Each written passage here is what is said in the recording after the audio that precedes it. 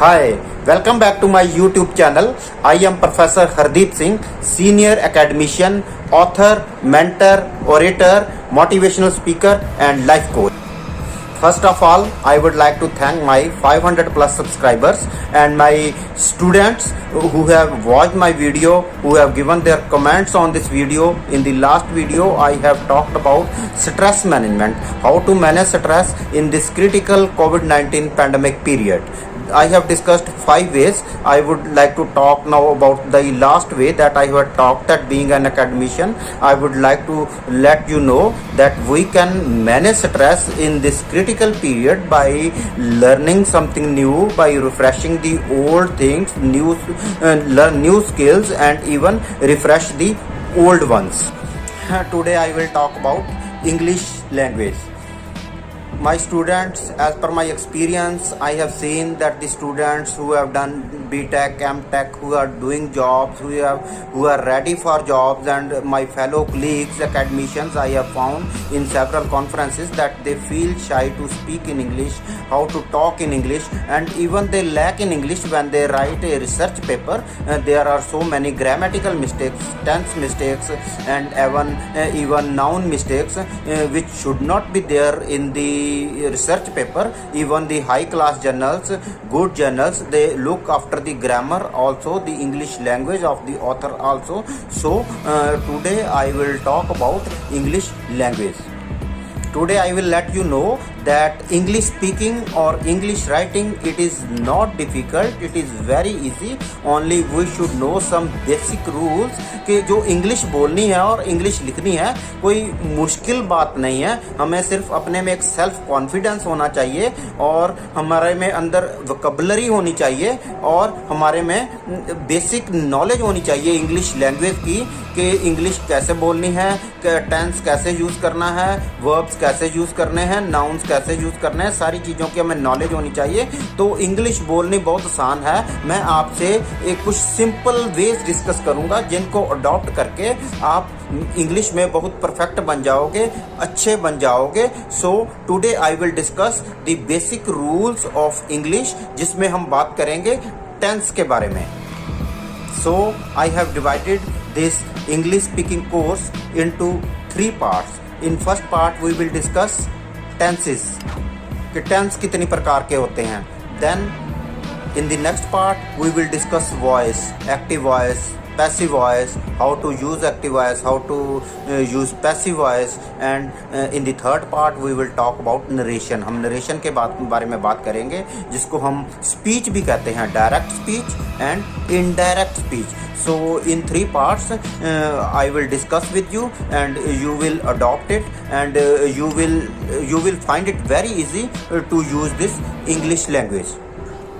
So guys, English speaking पर लोग बहुत पैसे खर्च करते हैं. There are lot of centers that charge so much fees for English speaking courses. But I have seen कि मैंने कुछ अपने स्टूडेंट्स भी देखे हैं जो बाहर जाने के लिए IELTS का कोर्स करते हैं. तो even they spend so much time, 6 months, 7 months, 8 months, कि जो तो ब्रिलियंट स्टूडेंट होते हैं वो पिकअप कर जाते हैं और जो एवरेज और बिलो एवरेज स्टूडेंट होते हैं they only spoil the money and spoil that 6 to 8 months but they know nothing. क्योंकि वो सेंटर वाले उन्हें मेन चीज, जो मेन पॉइंट है वो बताते ही नहीं है कि इंग्लिश स्पीकिंग के लिए, इंग्लिश राइटिंग के लिए आपको मेन चीज क्या चाहिए. You need practice. आपको प्रैक्टिस चाहिए. इस चीज को प्रैक्टिस करो, बार बार प्रैक्टिस करो. You will be perfect in English speaking and you will be perfect in English writing also. So ये गाइस, ये आपके लिए एक फ्री कोर्स है.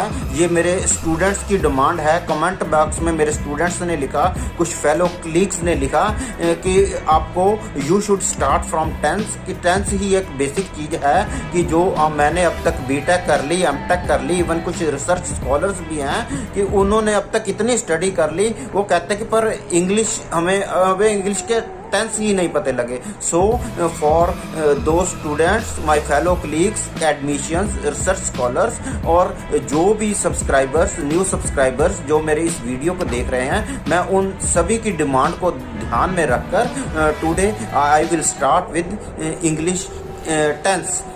So let us start the video. First of all, I will talk with you what is tense. Tense क्या होता है? Tense is time. Simple meaning tense का होता है कि समय, time. So coming to the next point. Now I will discuss with you. I will let you know what are the types of tenses. के tense कितनी प्रकार के होते हैं on the basis of time frame. के time frame के आधार पर, time के आधार पर जो tense है वो कितनी तरह का होता है. Tense is divided into 3 parts: present, past and future. So मैंने बात की कि tense 3 प्रकार का होता है: present, past and future. हम पास्ट से प्रेजेंट में आ रहे हैं. जो गुजर गया दैट वाज पास्ट, जो चल रहा है इट इज़ प्रेजेंट, और जो नेक्स्ट आएगा दैट इज़ फ्यूचर. सो मैंने पहले भी आपसे बात की है कि टेंस को हमने 2 बेसिस पर डिवाइड किया है, on the basis of time frame and on the basis of aspect. Time frame के हिसाब से मैंने पहले आपको बता दिया कि 3 तरह का टेंस होता है: present, past and future. Present जिसको हम हिंदी में कहते हैं वर्तमान काल, पास्ट जिसको जो गुजर गया जिसे हम भूतकाल भी कहते हैं, एंड फ्यूचर टेंस के जिसको हम भविष्य काल कहते हैं जो कि आने वाला है. सो नेक्स्ट अब हम बात करेंगे on the basis of aspect. Aspect होता है कि टाइम की स्पेशलिटी के बिहाफ पर हम टेंस को कितने पार्ट्स में डिवाइड करते हैं. जैसे मैंने पहले आपको बताया कि टेंस होते हैं प्रेजेंट, पास्ट एंड फ्यूचर. अब प्रेजेंट टेंस के आगे एस्पेक्ट के हिसाब से उसके बेसिस पर ये प्रेजेंट टेंस कितनी तरह का हो सकता है.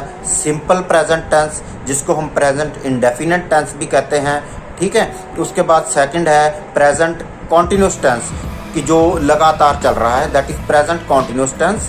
एंड प्रेजेंट परफेक्ट टेंस, और उसके बाद आता है प्रेजेंट परफेक्ट कॉन्टिन्यूस टेंस. इसी तरह से पास्ट टेंस की हम बात करें, पास्ट में पहले आता है सिंपल पास्ट टेंस जिसको हम पास्ट इंडेफिनिट कहते हैं, देन पास्ट कॉन्टिन्यूस टेंस, फिर उसके बाद past perfect tense, and then last में पास्ट परफेक्ट कॉन्टिन्यूस टेंस. इसी तरह हम फ्यूचर टेंस में आए, पहले आता है फ्यूचर इंडेफिनिट टेंस, फिर उसके बाद आएगा फ्यूचर कॉन्टिन्यूस टेंस, फिर फ्यूचर परफेक्ट टेंस, और लास्ट में future perfect continuous tense. So guys, आपकी कन्वीनियंस के लिए मैं आपको एक और चीज़ बताता हूँ, एक और चीज़ आपके साथ डिस्कस कर रहा हूँ कि ये जो टेंस वाला पार्ट है, I have divided this into 3 parts. इस वीडियो में मैं आपसे डिस्कस करूँगा प्रेजेंट टेंस, उसके नेक्स्ट वीडियो में I will discuss with you past tense, और उसकी जो नेक्स्ट वीडियो होगी उसमें हम डिस्कस करेंगे future tense. So guys, moving further, now I will talk about present indefinite tense. I will talk in detail कि present indefinite tense क्या होता है, हमें कैसे पता लगता है कि ये present indefinite tense है, इसमें फॉर्म कौन सी यूज़ होती है, verbs कौन से यूज़ होते हैं, नेगेटिव सेंटेंस कैसे बनता है, इंटेरोगेटिव सेंटेंस कैसे बनता है. ये सारी चीज़ें अब मैं आपको डिटेल में बताऊँगा अबाउट present indefinite tense, वर्तमान काल जिसको हम सिंपल प्रेजेंट टेंस भी कहते हैं. First I will let you know कि इसमें first form of the verb use होती है. वर्ब की 3 फॉर्म्स होती हैं, फर्स्ट, सेकंड एंड थर्ड. जो प्रेजेंट इंडेफिनिट टेंस है इसमें वर्ब की फर्स्ट फॉर्म यूज़ की जाती है. फिर प्रेजेंट इंडेफिनिट टेंस में जो हेल्पिंग वर्ब यूज़ किए जाते हैं, do, does helping verb are used. Do और डज हेल्पिंग वर्ब यूज़ किए जाते हैं, और जो डू हेल्पिंग वर्ब है वो है प्लूरल्स के लिए वी, दे, प्लूरल नेम्स, उनके लिए डू यूज़ किया जाता है, और इसके अलावा यू और आई उनके लिए भी डू ही यूज़ किया जाता है. और जो डज हेल्पिंग वर्ब है that is applied for singular ones, he, she, it, या सिंगुलर नाउन्स, उनके लिए हम डज यूज़ करते हैं. फिर जब हमने नेगेटिव सेंटेंस बनाना होता है, for negative sentences do not and does not is applied. Do not को हम डोंट भी कहते हैं, डज नॉट को हम डजंट भी कहते हैं. Don't and doesn't is applied for negative sentences in case of present indefinite tense.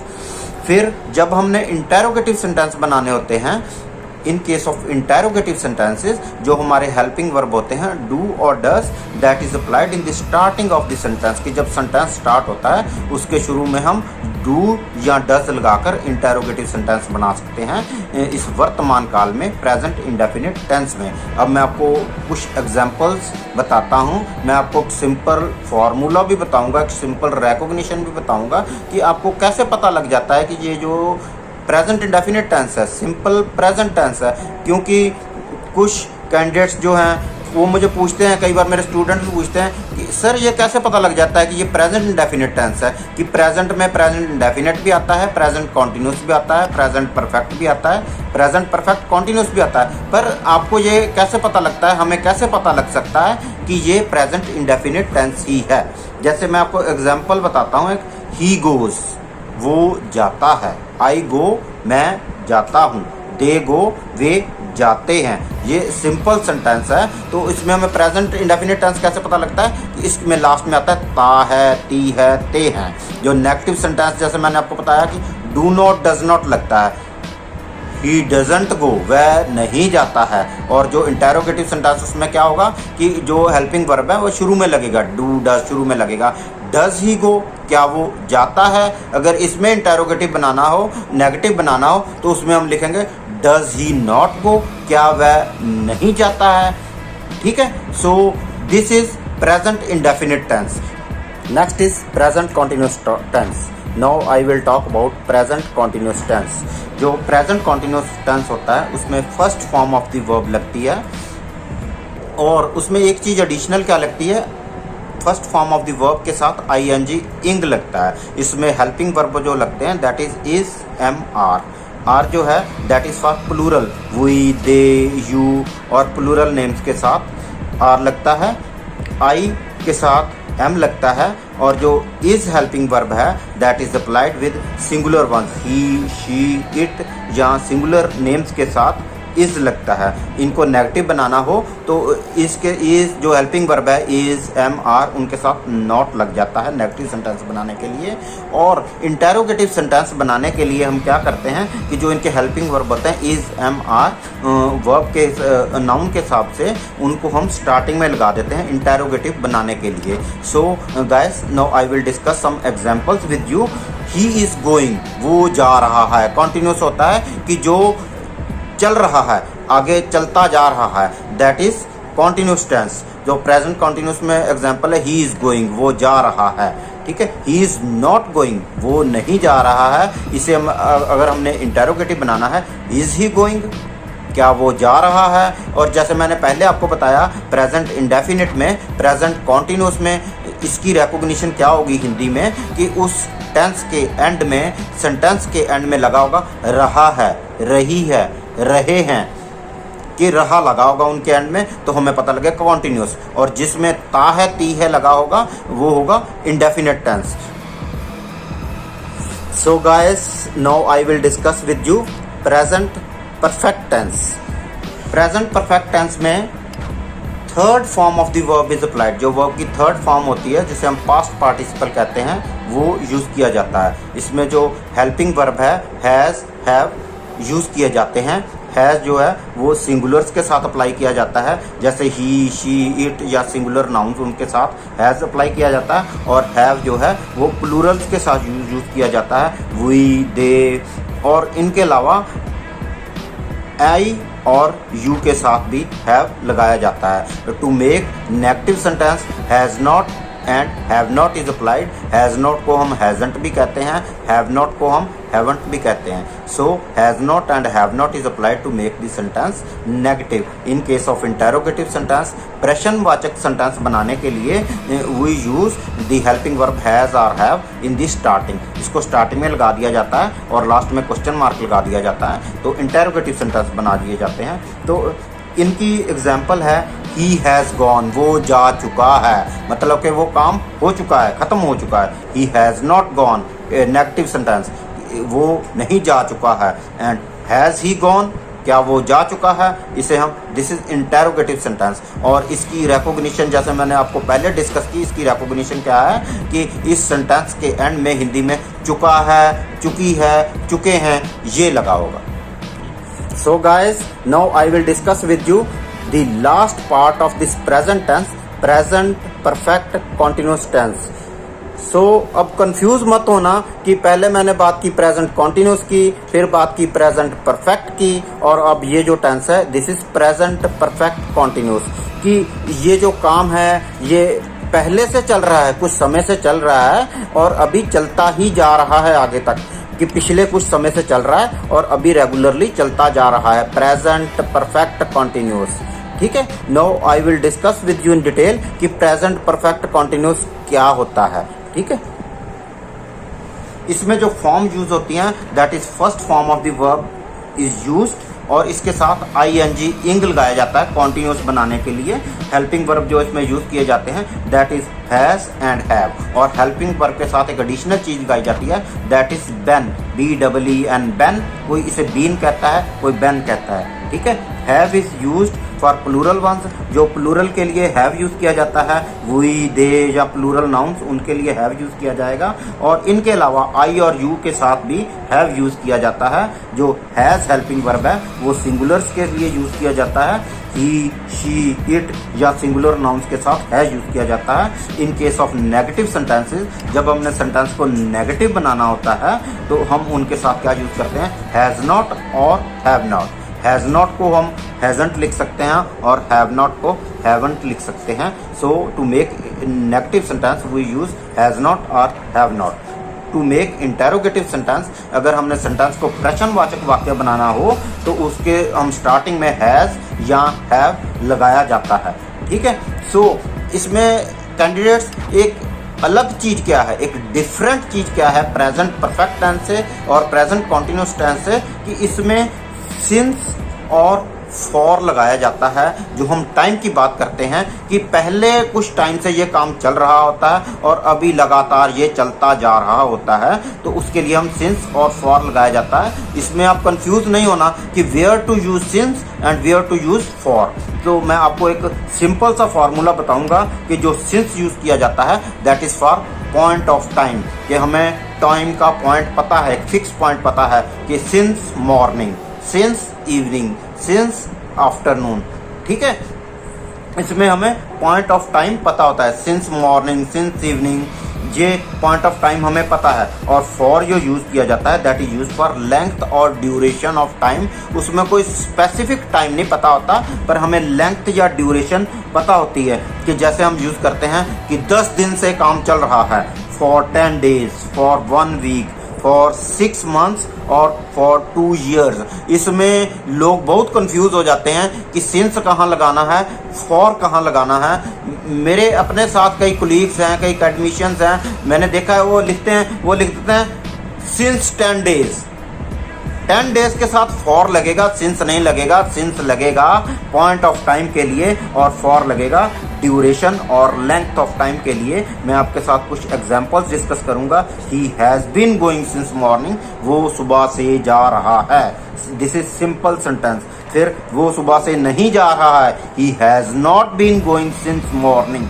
ठीक है, और इंटेरोगेटिव में आएगा has he been going since morning, क्या वो सुबह से जा रहा है, मतलब पहले से ही वो काम चल रहा है। तो इसकी रिकॉग्निशन, जैसे मैंने आपको प्रेजेंट इंडेफिनिट की बताई, प्रेजेंट कॉन्टिन्यूस की बताई, प्रेजेंट परफेक्ट की बताई, इसी तरह I will tell you about this present perfect continuous. इसकी पहचान क्या है कि इसमें लगाता है से रहा है, से रही है, से रहे हैं।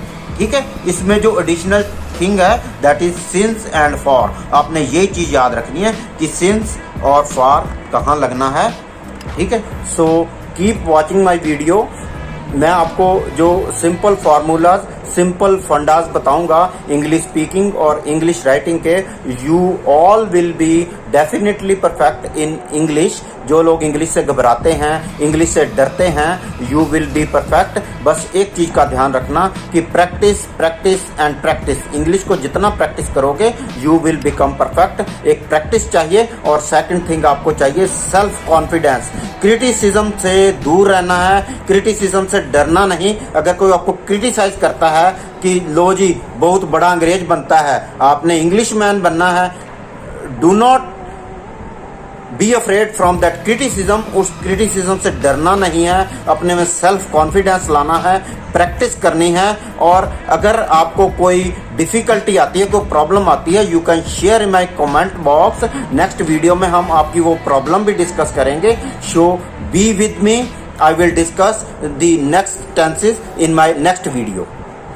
So keep supporting me, keep watching my videos, share my videos with your students, fellow friends and academicians. और ये जो मेरी वीडियो है, it is beneficial for even the school students. वो 5वीं का स्टूडेंट हो, 7वीं का हो, 8वीं का हो, 9वीं का हो, +1 +2 BTech MTech BA MA किसी भी क्लास का स्टूडेंट हो, it is beneficial for every student. So guys, keep sharing my video. Best of luck and do not forget to subscribe my channel.